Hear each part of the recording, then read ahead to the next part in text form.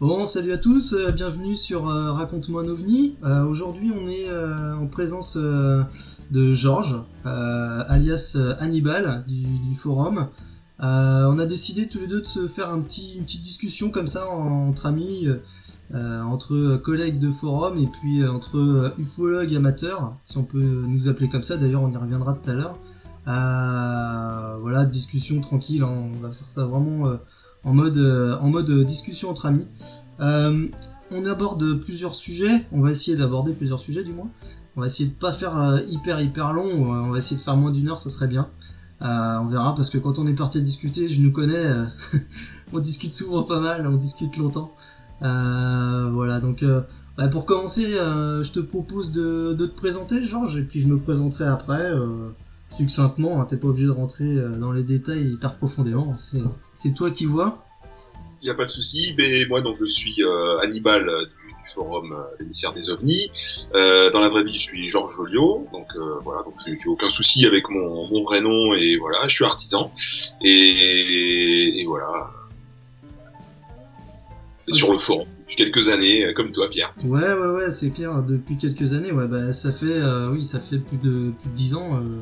Ça fait moi, je m'étais inscrit en 2008 sur le forum, en tant que membre, hein, à l'époque, simple membre. Je sais pas si t'étais déjà inscrit à l'époque, peut-être. 2008, c'est peut-être 2009. Il faudrait que je regarde. J'ai zappé un peu le truc, mais oui, ça doit être dans ces années-là que je me suis inscrit. Ok. Comme membre. Ok, bah Ouais. tu vois, oui, on est arrivé à quelque chose près en même temps. Ouais. Ok, bah. Donc pour continuer la présentation de Georges, moi du coup c'est Pierre, alias Pierre sur le forum. J'ai pas changé, j'ai pas pris de pseudo. Quand j'étais arrivé sur le forum, j'avais un pseudo à l'époque qui était Anakin, je crois, Anakin 19. Anakin parce que Star Wars, parce que je suis un gros fan. Et puis voilà, et puis ensuite je sais plus.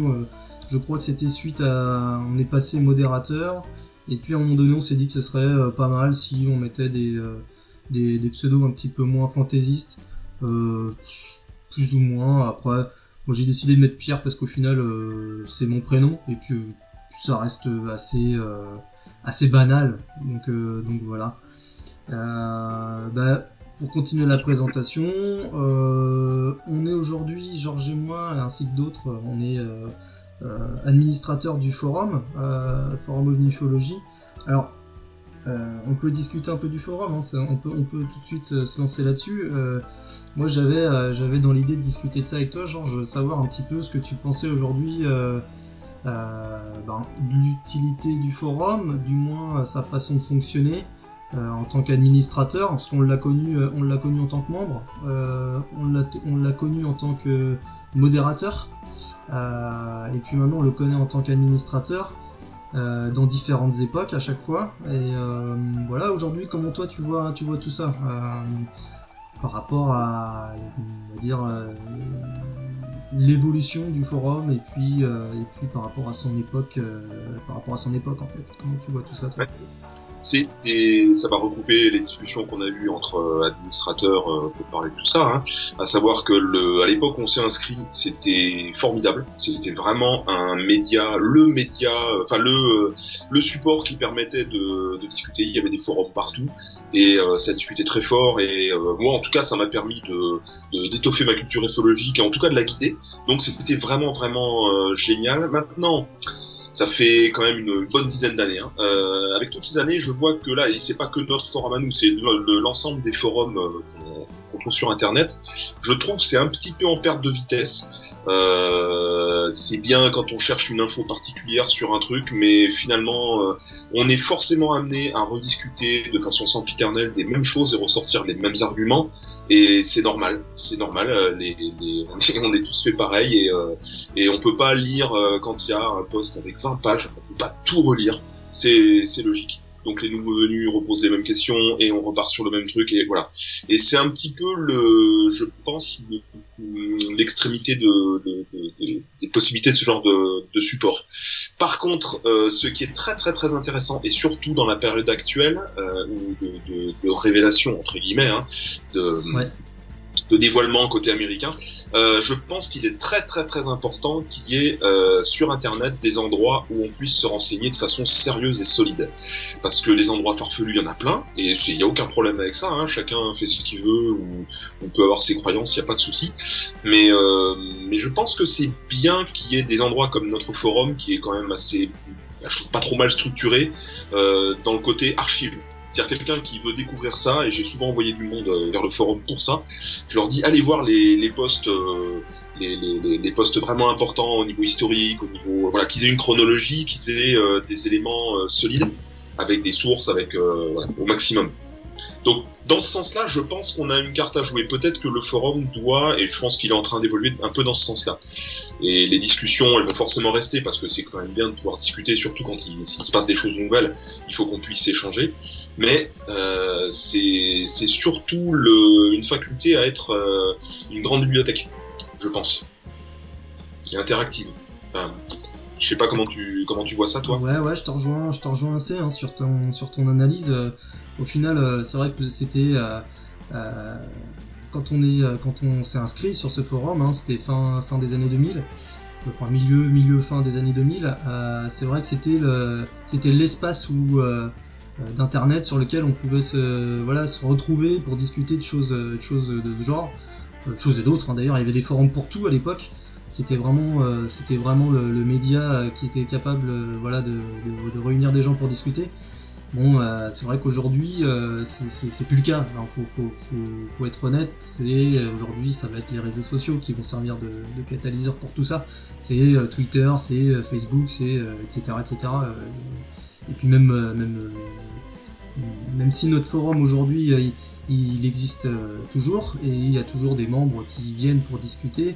Ça reste quand même très calme. Et puis c'est beaucoup moins utilisé que ça a pu l'être avant. Donc ouais, je te rejoins complètement. Aujourd'hui, c'est vrai que c'est un espace qui va servir de stockage plus ou moins, d'informations, et puis voilà. Moi je souhaiterais que des gens qui veulent s'informer sur le sujet OVNI puissent trouver au sein du forum, justement, comme tu disais, des informations pertinentes et sérieuses en fait. Aujourd'hui, c'est vrai que c'est ce vers quoi tend notre forum, je pense. Au-delà de la discussion qu'il y a pu y avoir, qui resteront, comme tu le dis, mais qui perdureront dans le temps, mais qui seront plus pratiquées. On va dire ça comme ça. C'est une excellente façon de se tenir au courant de l'actualité, parce que dans les autres, dès qu'on voit un truc sortir sur Facebook, Twitter, dans les infos, dans un journal, on peut centraliser nos news là. Et c'est aussi je pense que c'est vraiment cette histoire d'avoir une documentation riche et solide qui va être importante. Ouais. Parce que je me mets à la place de quelqu'un qui découvre, forcément il va être tenté d'aller voir comme tout le monde, hein. J'ai commencé comme ça aussi, je sais pas comment t'as fait toi, mais c'est les vidéos qu'on trouve sur YouTube et puis après faut affiner quoi. Et si il tombe sur un forum comme le nôtre et qu'il commence à voir un petit peu l'esprit qu'il y a dedans et les infos qu'on propose, il va pouvoir recouper des trucs et commencer à comprendre comment il faut raisonner dans ce milieu ufologique qui est ultra complexe quoi. Tout à fait. C'est vrai que c'est un milieu qui est pas évident pour plein de raisons, hein, mais c'est vrai que faut pouvoir obtenir les bonnes informations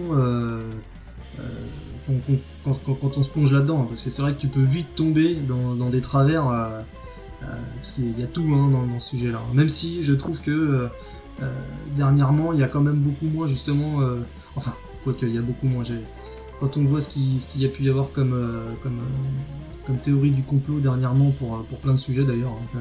Tous les derniers sujets qui passent aux informations, il y a toujours des théories du complot qui sortent des fagots derrière, et le phénomène OVNI il est dans le même truc quoi. Donc faut réussir à faire la part des choses, et ouais, notre forum ça serait bien qu'il serve à ça quoi. Et je pense. C'est forcément compliqué avec l'approche qu'on a sur le forum, hein, et je jette pas la pierre à ceux qui ont une approche plus croyante ou dogmatique. Il y a aucun problème avec ça, hein, chacun fait ce qu'il veut. Mais nous, on est parti sur une approche un petit peu scientifique entre guillemets. On veut du sérieux, du solide et tout ça. Sauf que la plupart d'entre nous, on n'est pas scientifiques. Et donc c'est pas évident, même si ça appartient à tout le monde, c'est pas évident de comprendre la logique, le raisonnement pour étudier quelque chose de façon sérieuse. Et c'est bien qu'on puisse échanger dessus, là, sur le forum, et qu'on puisse avoir je pense un peu à tout ce qui forme le credo du forum, sur le fait qu'on se méfie des vidéos qui n'ont pas de source, ou sans témoignage, on préfère les témoignages multiples. Enfin, il y a tout un tas de raisonnements. Tout à fait. Tout à fait. Non mais c'est vrai, hein. On a pu, remarque, c'est vrai que sur des témoignages, on a pu avoir des choses vraiment extraordinaires, hein, par moment, hein, sur le forum. C'était. Mais il y a eu aussi du n'importe quoi. et de haut vol. Hein. Forcément, parce que où est-ce qu'on arrête le curseur? Où est-ce qu'on est obligé de garder l'esprit ouvert, parce qu'on est dans un domaine qui est quand même très très très très étrange, et on est obligé d'avoir l'esprit ouvert, et en même temps à un moment donné de dire bon bah là on s'arrête là. Par exemple, quand on a décidé il y a d'au moins 10 ans, hein, de pas se pencher trop sur les cas de RR4, enfin d'abduction. Oui. Moi ça m'empêche pas d'avoir ma propre opinion et d'avoir mes croyances. Par contre, quand je raisonne en tant qu'ufologue sur le forum, et surtout en tant qu'administrateur ou comme modérateur, là je garde le là du forum. Je dis non, on a dit on fait comme ça. On déraille pas, qu'on déraille pas, parce que si je me laisse aller, alors on peut discuter réincarnation, ce qu'on veut. Mais là c'est du domaine de mes croyances. On n'est plus dans le domaine d'une recherche sérieuse. Ouais, t'as fait. Non mais c'est ça. Hein, c'est ce qu'il faut, c'est réussir à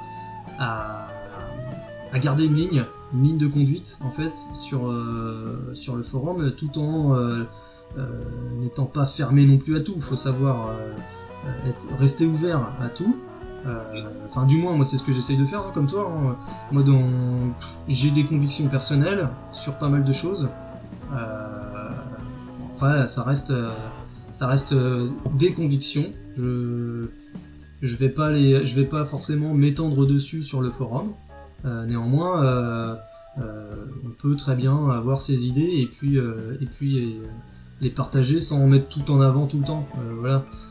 Notamment sur le sujet des abductions, c'est très clair. On peut avoir une idée là-dessus, mais sur le forum, on a essayé de pas en parler parce que c'est trop tendancieux. Évidemment, si on ouvrait ça, en tout cas à l'époque, hein, c'était très clair qu'après, on avait tous les farfelus du coin qui seraient venus avec des idées à la réelle. Enfin voilà, ça ouvre la porte à beaucoup trop de choses. Il faut savoir mettre une limite. C'est arrivé un paquet de fois et c'est normal. Hein. C'est ça.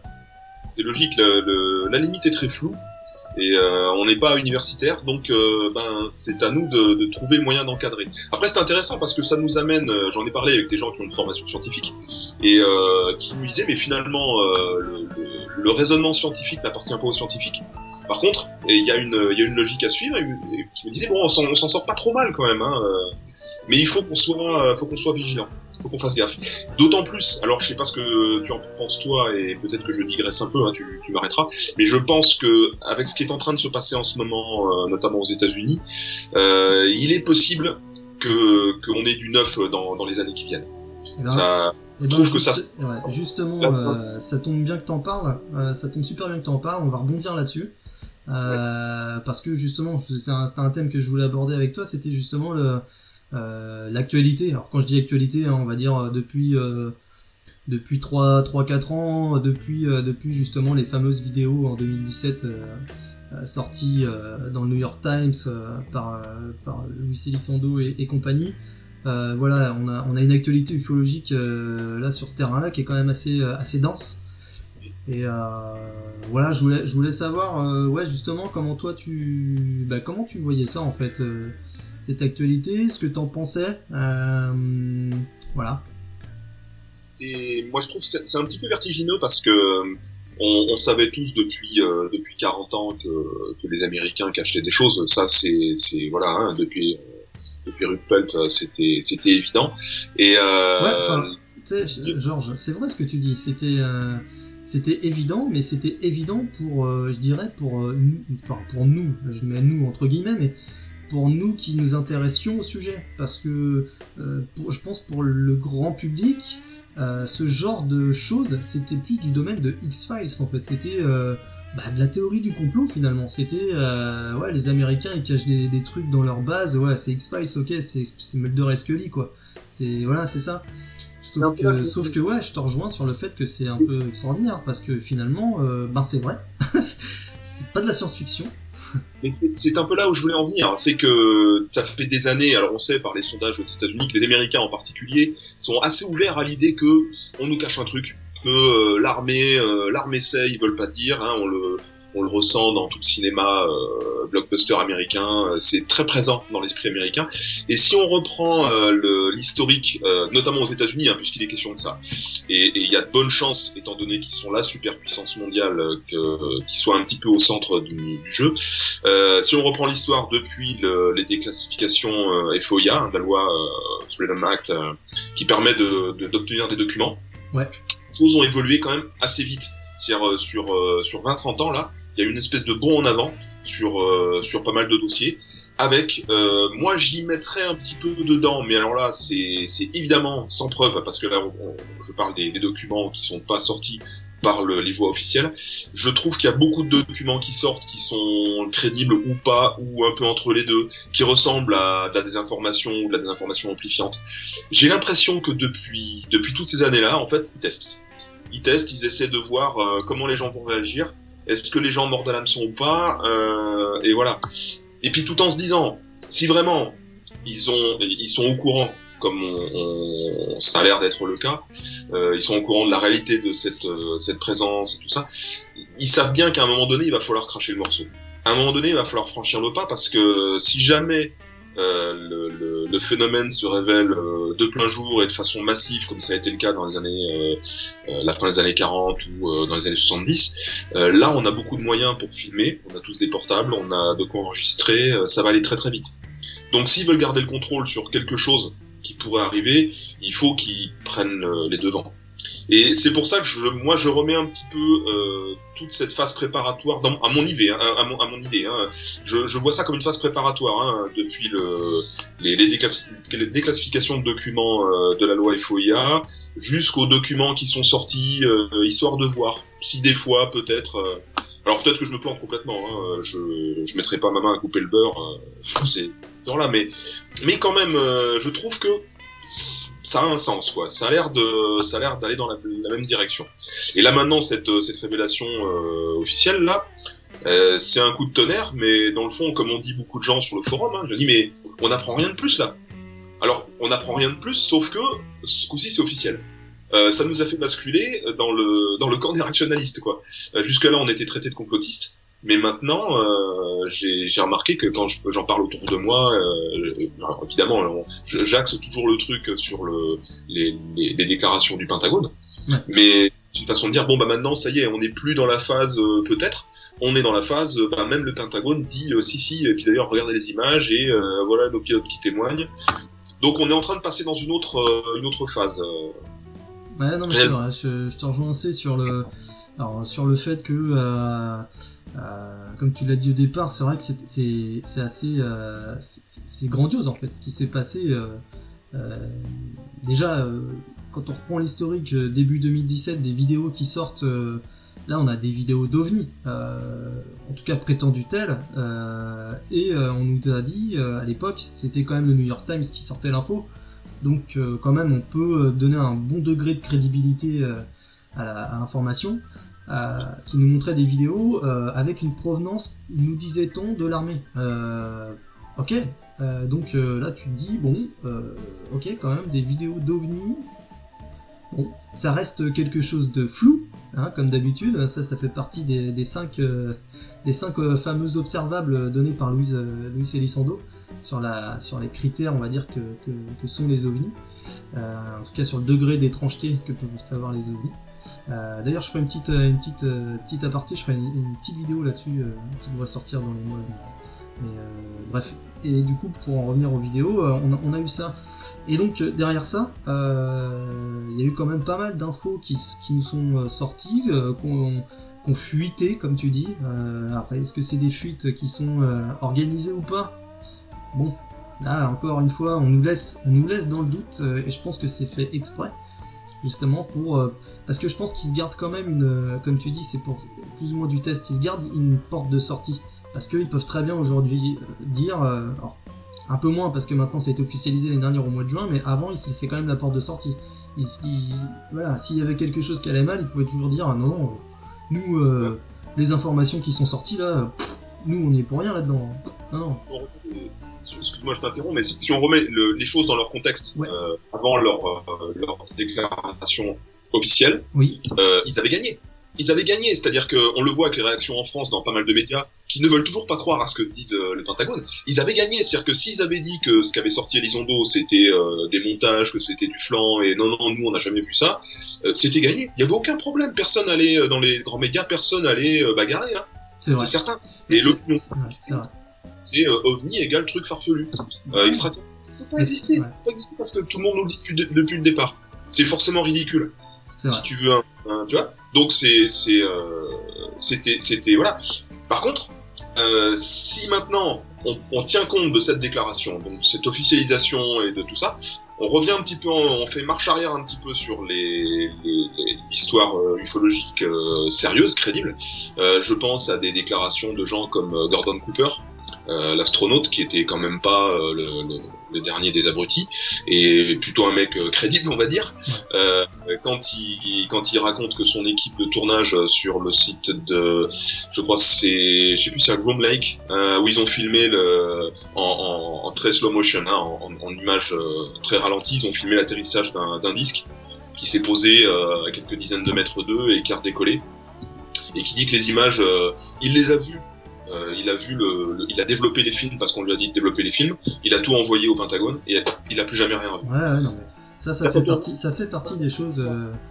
On revient un peu en arrière. Voilà, l'affaire Tremonton. Il y a un tas de vidéos, il y a un tas de preuves très solides. Rien que ça. Je parle même pas d'affaires de crash ou de choses comme ça. Mais rien que ça, déjà là, ça donne un autre regard sur ces histoires-là et ça leur donne une autre importance. Alors, d'ici qu'ils nous sortent un jour cette vidéo, par exemple, pourquoi pas. Enfin, c'est quelques images parce que c'est des images en plan séquence ou en coupé, quoi. Ouais. Pour peu qu'ils nous ressortent ça, hein, des images en bonne qualité d'un ovni attesté, pris par l'Air Force à l'époque, enfin, ça devient intéressant, quoi. Ah ouais, ça devient... tout à fait, ça serait même extrêmement intéressant. Moi, je serais hyper curieux de les voir, ces images. D'ailleurs, je suis toujours curieux de voir... tu sais, on a justement depuis 2017, là, on a Elizondo qui nous tease une vidéo avec son ami, je crois que c'est un producteur, Jérémy Corbel, qui nous tease une vidéo d'un triangle filmé, mais apparemment en haute résolution, et puis ça serait assez effarant en fait de voir ce truc, quoi. Enfin, bon, moi toutes ces choses là je serais curieux de les voir, mais comme tu dis, depuis l'année dernière et le mois de juin, la date à laquelle ont été officialisés finalement les ovnis par les États-Unis, voilà, les ovnis existent, les États-Unis l'ont officialisé. Et vu que les États-Unis aujourd'hui dans le monde, c'est un peu eux qui ont la parole, la sainte parole entre guillemets. Voilà, les autres pays peuvent pas dire bah non ça n'existe pas, c'est compliqué une fois que les États-Unis l'ont dit. Donc maintenant, c'est vrai que quand moi j'ai fait l'exercice de regarder un petit peu pareil, justement pour mes vidéos là, je relis pas mal de bouquins, je replonge un peu dans pas mal de documents. Et en fait, c'est assez dingue le nombre de cas qu'on peut avoir qui pouvaient avant sembler un peu, pas farfelus, mais qui finalement recoupent pas mal de choses qui nous sont dites aujourd'hui officiellement, quoi. Des choses, voilà, par exemple, le fait d'avoir des ovnis qui peuvent tomber ou du moins descendre en feuilles mortes, voilà, ce genre de choses, où il n'y a pas de bruit, c'est des choses qui sont capables de passer d'une accélération de 0 à je ne sais combien de kilomètres heure en même pas une seconde, enfin des trucs qui normalement sont impossibles. Je veux dire, on n'a pas de technologie capable de faire ça aujourd'hui, en tout cas pas à ma connaissance. C'est assez dingue, hein, de recouper tout ça et de se dire que finalement c'est pas de la... Bah non, c'est pas de l'extraordinaire finalement, c'est réel. Mais c'est ce qui va être très impressionnant, je pense, dans les années qui vont venir, parce que il y a la déclaration des États-Unis, mais comme tu dis, c'est un petit peu eux qui donnent le là. Ça fait très longtemps que, en France notamment, avec le GEPAN, le Cometa, Hein, faut rendre justice au Cometa quand même, qui il y a 20 ans a commencé à mettre un coup de pied dans la fourmilière. Dans la foulée du Cometa et de ses recommandations donc, de divulgation lente et progressive de l'information, on a eu les publications des archives du GEPAN, même si ça n'a pas donné grand-chose. On a eu celle du MOD britannique, et là où c'était assez énorme, hein, on a vu sortir l'affaire Rendlesham, on a vu sortir un tas d'affaires, un peu partout dans le monde, hein, tout à coup, poup, les gens, c'est comme s'il y avait un feu vert, parce que toutes les armées du monde, là, dès qu'on se penche un peu sur le sujet de l'ufologie, on sait très bien que toutes les armées du monde sont au courant. Ils ne peuvent pas l'ignorer. Depuis la Seconde Guerre mondiale, ils le savent. Ils savent qu'il y a un truc qui vole, qui n'est pas de chez nous. C'est pas les Russes, c'est pas les Ricains. Et que donc, on est obligé d'en tenir compte. C'est le rôle d'une armée, hein, c'est ce que dit le général de Brouwer, c'est quasiment le seul qui le dit officiellement et de façon très claire. Ils sont obligés de s'en prendre. Le fait que les Français aient mis un coup de pied dans la fourmilière, déjà, ça a aidé un peu, ça a donné le coup de départ. Mais que maintenant les Américains disent, bon ok c'est bon, on balance, je pense que ça va suivre. Je pense que ça va, et c'est sans doute déjà en marche. Ça va délier. On a le résultat avec la NASA par exemple, hein, le directeur de la NASA et ses déclarations, quelques universités américaines qui ont dit, ah bah tiens, on va étudier le sujet sérieusement, de façon universitaire, enfin. Parce que quand même, à rappeler qu'on est sans doute des farfelus ufologues, mais nous, tout ce qu'on demande, c'est que les scientifiques se penchent vraiment sur le sujet. C'est ça. Pas de faire des pistes d'atterrissage, hein. On demande qu'ils se penchent vraiment sur le sujet et qu'ils se mettent à bosser là-dessus sérieusement. Et d'arrêter de tout renvoyer d'un revers de la main à la condom, quoi. Bah, d'ailleurs, c'est ce qu'on essayait de faire sur le forum, comme tu l'as dit très bien tout à l'heure. C'était de prendre le sujet de façon scientifique, évidemment, avec les moyens qu'on peut avoir, nous, à notre propre niveau, mais... voilà, en essayant de s'appuyer à chaque fois sur des données scientifiques, hein. On n'était jamais à dire oh, ok t'as vu un ovni, ok c'est E.T. qui descend pour te dire bonjour, t'enlever, te mettre un truc dans le corps et parce qu'il veut te suivre à la trace pour savoir ce que tu manges le matin. Non, on n'a jamais été comme ça, on s'est toujours dit bon alors attends, ok tu vois un ovni, alors où est-ce que t'étais, il était quelle heure, on vérifie par rapport au satellite, enfin voilà, on essaye de regarder ça de manière scientifique avec les moyens qu'on a, je le répète, mais avec les moyens qu'on a. Aujourd'hui, c'est vrai que c'est génial de voir des gens comme le patron de la NASA qui vient nous dire ok, il y a des choses dans le ciel, et ben on va regarder ça, ok, allons-y. Bon bah ça c'est vrai que c'est ce qu'on demandait depuis hyper longtemps et c'est génial de voir enfin de voir des scientifiques en fait au moins noter le fait que ça existe et puis qu'il y a peut-être un intérêt à regarder ça de plus près. Parce que ça peut quand même, je pense, apporter pas mal de choses à l'humanité finalement. Hein. Si je sais pas quelle est l'origine de ces choses-là, j'ai ma petite idée perso, mais ça reste une hypothèse très subjective de ma part. Mais voilà. Je sais pas ce que tu en penses, mais je trouve, et ça se voit énormément sur le forum, on est sur un sujet qui est glissant, qui est très dangereux, et surtout, si, admettons qu'il y a une réalité, parce que je reste toujours prudent, hein, il y a une réalité exogène de ces observations, hein, donc une intelligence non humaine en opération ou quoi, c'est pas nous, petits ufologues sur un forum d'ufologie, même quand on va faire des enquêtes de terrain avec des relevés en degrés et tout ça, c'est pas nous qui allons découvrir le poteau rose, si tu veux, entrer en contact ou j'en sais rien. Clairement, notre recherche à nous ne peut porter que à attirer l'attention des scientifiques au niveau mondial, et eux pourraient obtenir quelque chose. Mais nous, on n'aura jamais rien. Enfin, je veux dire, si, on aura l'intime conviction, on va renforcer notre conviction ou l'inverse, ou se dire non, finalement, c'est des conneries. Mais on est forcément voué à être un peu frustré dans notre recherche. Si on n'est pas préparé à ça quand on aborde l'ufologie, on peut être confronté à ce qu'on voit parfois chez certains ufologues, c'est-à-dire des retournements un peu brutaux entre tout à coup un UFO enthousiaste qui devient un UFO sceptique, paranoïque, et qui part dans l'extrême, ou inversement, parce qu'il y a une frustration, parce qu'au bout d'un moment on a envie de savoir, quoi. À force de creuser un sujet, on a envie de savoir. Et là c'est bête, mais c'est pas comme si on cherchait une nouvelle espèce de baleine où il suffit de tomber dessus puis de la sortir de l'eau. Là, si vraiment c'est exogène, bah avant qu'on mette un extraterrestre sous un microscope, surtout nous, hein, on peut se brosser. Par contre, si ceux qui ont des gros moyens, hein, que ce soit les armées américaines ou russes ou chinoises ou n'importe, ou françaises, se penchent sur le sujet et obtiennent des résultats, ça va être autre chose. Ils ont d'autres façons de recouper les informations, ils ont d'autres sources d'informations et ils ont beaucoup d'autres moyens pour avoir une idée plus précise. Donc, tout ce qu'on peut espérer, c'est qu'un jour ça se sache, mais voilà. Et ouais, c'est sûr, hein, on va croiser les doigts pour que ça se sache, mais je suis d'accord avec toi, hein. C'est pas nous, d'ailleurs, tout à l'heure j'avais dit qu'on y reviendrait, mais j'allais dire c'est pas à nous petits ufologues qui allons découvrir le poteau rose comme tu dis, mais d'ailleurs, est-ce que on est vraiment des ufologues? Qu'est-ce qu'un ufologue? Est-ce que ce terme il est pas un peu galvaudé? Je veux dire, c'est un petit peu, c'est un terme qui englobe beaucoup de choses, quoi. Il y en a, moi personnellement ça me dérange pas de me dire que je suis ufologue, si tu veux, parce que je m'intéresse au phénomène, voilà. Mais certains vont dire que un ufologue, non, c'est quelqu'un qui va faire une enquête de terrain, qui va aller, tu vois, qui va aller plus loin, etc. Je sais pas. Après, bon, moi personnellement, les termes, je trouve que c'est de la sémantique. Après, c'est un peu jouer sur les mots. Mais bon. Il y a le problème aussi avec le terme historien, par exemple. Un historien, ça définit pas un professeur d'université. Un historien, ça peut être ce qu'on appelle un érudit local qui a creusé les archives de la commune et qui sait tout sur la famille machin, et qui a aucune formation, qui était paysan avant et qui a pas de formation universitaire. Et ça peut être un type qui a 3 doctorats et qui a épluché des sources en latin dans le texte, et voilà. Voilà, un mec qui s'intéresse à l'histoire, ça devient un historien. Hein. Et un type qui s'intéresse à l'ufologie, qui creuse un peu le dossier, qui lit des bouquins, qui va chercher, voilà. Même si c'est pas dans le bon sens, même si c'est ce qu'on appelle un UFO enthousiaste qui s'intéresse aux abductions ou qui est convaincu que c'est un truc farfelu. Bon. Mais c'est un ufologue, il y a pas de souci avec ça. Ouais, je suis d'accord avec toi. Non, mais c'est vrai. Mais pour en revenir à ce que tu disais, oui, c'est vrai que on peut avoir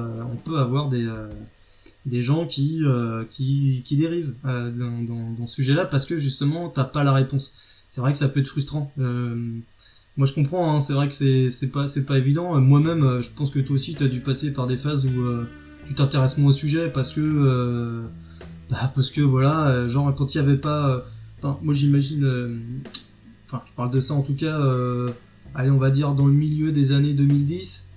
Justement, avant que ça revienne sur le milieu de la scène, les ovnis, là, avant 2017, bah, moi, le sujet ovni, ouais, je lisais un bouquin ou deux comme ça, par-ci, par-là, mais je m'y intéressais moins, parce qu'en fait, l'actualité, déjà, comme tu dis, le couvercle, il était mis sur le sujet. Il y avait plus du tout de sujet, hein, c'était fini.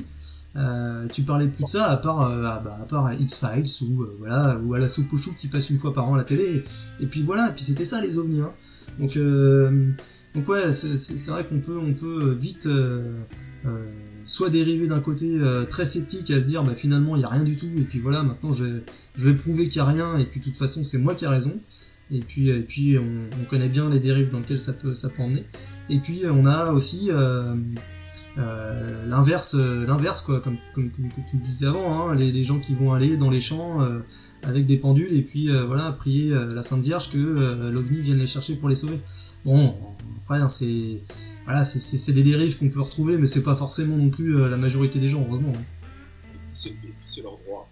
Il faut pas se faire de fixette sur ça, sceptique ou pas. De toute façon, qu'on y croit ou pas, les faits sont les faits. Alors, où les faits sont démontrés, et un jour, par exemple, ils sont démontés, hein, comme avec l'affaire du Clérochin, bon bah c'est pas grave, un fait de moins, hein, je vois pas où est le souci. Mais là c'est des faits.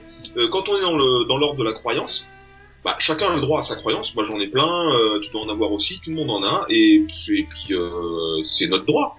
On peut croire comme tu dis à la Sainte Vierge ou à Bouddha, c'est notre problème quoi. On peut croire que les ovnis vont venir nous récupérer et voilà. La liberté individuelle s'arrête où commence celle des autres. Hein. Écoute, moi j'espère que quand même tu vas rester avec nous, genre j'espère que tu les appelles pas la nuit pour qu'ils viennent te chercher, ça serait dommage quand même. Alors, tu vas percer à jour. Je dois t'avouer, moi dans toute cette histoire-là, j'ai accepté depuis un moment que cette recherche ufologique ne donnerait pas sur une immense révélation. Ce que j'aimerais vraiment, c'est en avoir le cœur net une fois, être témoin moi-même un jour, vraiment. Mais tu vois, genre bien témoin, quoi, genre un atterrissage ou un truc vraiment clair. Parce que juste une lumière qui se déplace de façon bizarre. Non, ouais, non. Mais justement, tu sais, c'est quand même. Enfin, moi, je suis d'accord avec toi sur le fait de voir quelque chose. Moi, c'est pareil. Hein, j'ai vu des lumières, j'ai vu des choses un peu bizarres dans le ciel, mais jamais réellement quelque chose qui concrètement pourrait me dire waouh, là, c'est quelque chose que je peux pas expliquer. Quoi. Et non, ça, j'ai pas vu. Mais par contre, ce qui est quand même très étonnant, c'est que quand tu recoupes le nombre de témoignages de personnes qui justement disent avoir vu ce genre de choses incroyables, c'est ce qui quand même est capable, enfin moi c'est ce qui me convainc de la réalité du phénomène et qu'il y a quelque chose derrière d'incroyable. Alors on peut, là on rentre dans le domaine de la croyance, parce qu'après on n'a pas de faits qui nous disent voilà c'est extraterrestre ou c'est d'une autre dimension ou que sais-je, c'est rien. Mais néanmoins ça n'en reste que moi ça me convainc vraiment qu'il y a une réalité de quelque chose derrière qui est incroyable en fait. Parce que je me souviens de deux, trois personnes, je me souviens d'une personne qui sur le forum qui avait témoigné d'un triangle gigantesque passé au-dessus de lui très lentement, silencieusement. Ils étaient 2 à voir ça. Bon, je veux dire, ça s'invente pas un truc comme ça. Tu maintiens ça pendant des années. Alors, faut le croire, faut croire à la personne. C'est pour ça, on reste dans le domaine de la croyance, c'est du témoignage. Mais quand même, c'est des choses qui se recoupent, qu'on retrouve pas mal de fois. Je trouve ça incroyable. Moi, je serais plus cartésien que toi sur ce sujet-là, c'est-à-dire que tout ce qui est témoignage, récit, de personnes seules qui nous expliquent, voilà, qu'ils ont vu un truc, voir se poser, voir ils ont vu les occupants, tout ça, ça forge ma conviction. C'est une chose, ma conviction. Par contre, ce qui fait que je peux dire à quelqu'un quand j'en discute et que j'ai du lourd derrière, j'ai des références, machin, pour sortir, pour prouver ce que je dis, c'est quand il y a des preuves, il y a des faits. Et là, c'est autre chose. C'est plus une conviction. C'est plus quelque chose que je, comment dire, qui est de cet ordre-là. Là, c'est du fait. Je sais.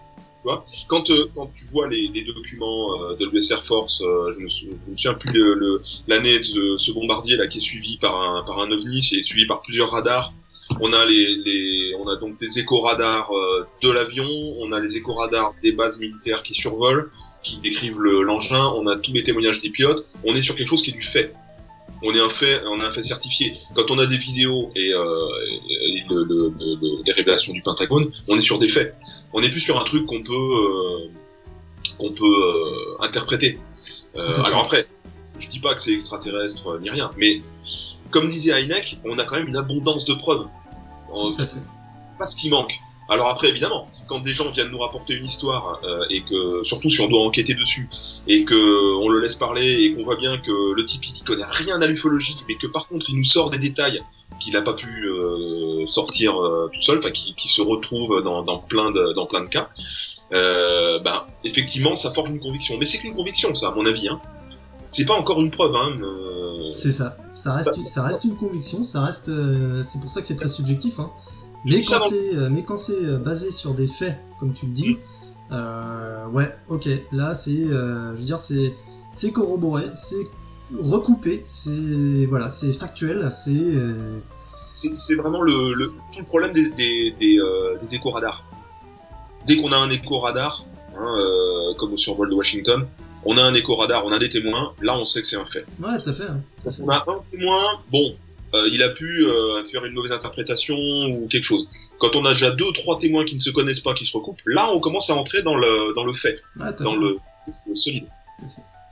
Et ouais, parce que là, voilà, ou des pilotes de chasse qui donnent la même description de l'engin qu'ils voient, avec un éco-radar, bon là t'as tout, je veux dire, c'est complètement le cas justement, j'allais dire le cas du cas. Mais le cas du Nimitz, qui est justement que le Pentagone a sorti, c'est exactement ça. Là, on a tout qui se recoupe. On a le témoignage du pilote, on a le témoignage du gars qui est derrière le radar dans le bateau. On a même un gars qui, je relisais ça il y a peu de temps. Là. On a même un gars qui était au niveau des sonars. Voilà, c'est le radar dans l'eau qui était pareil, qui a recoupé ça. Enfin, là, l'affaire, elle est juste... elle est béton. Elle est béton, cette affaire. Je veux dire, c'est... Avez-vous choisir dans ce dossier un peu récent une affaire à sortir parce que celle-là était indéboulonnable? Il y a celle-là. C'est celle-là, ouais. Je pense qu'il y en a quelques autres. Oh, mais oui. Elle est parfaite. On en voit, pas trop non plus, mais suffisamment pour que ça soit impossible à contester. Et puis, c'est un petit peu comme l'histoire de l'atterrissage sur la Lune qui aurait été fait par comment il s'appelle, le réalisateur... si je me souviens plus là. Ah oui. Voilà. Comment c'est celui qui a fait Eyes Wide Shut.